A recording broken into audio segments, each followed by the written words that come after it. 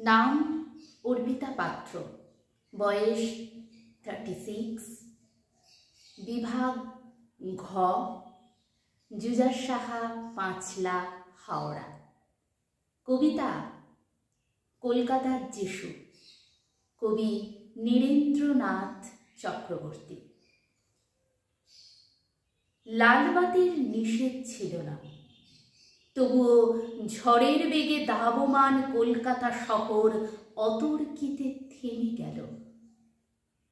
ভয়ঙ্করভাবে টাল সামনে নিয়ে দাঁড়িয়ে রইল ট্যাক্সি ও প্রাইভেট, টেম্পো, বাঘমার্কা, ডবল ডেকার।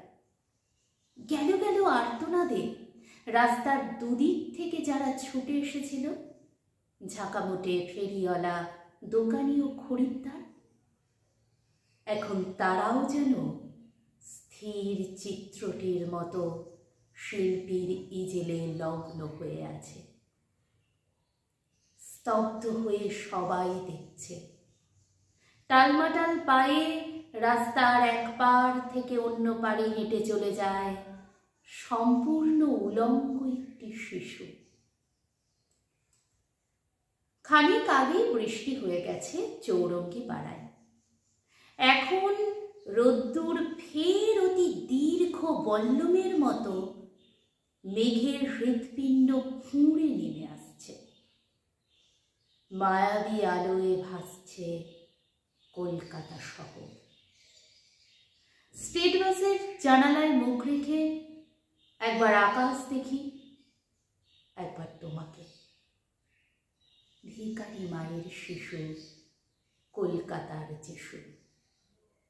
জনতার আর্তনাদ, অসহিষ্ণু ড্রাইভারের দাঁতের ঘষ্টানি, কিছুতে ভ্রুক্ষেপ নেই।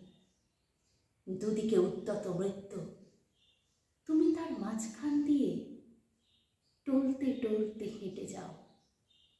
যেন মূর্ত মানবতা সদ্য হাঁটতে শেখার আনন্দে সমগ্র বিশ্বকে তুমি পেতে চাও হাতের মুঠোয়।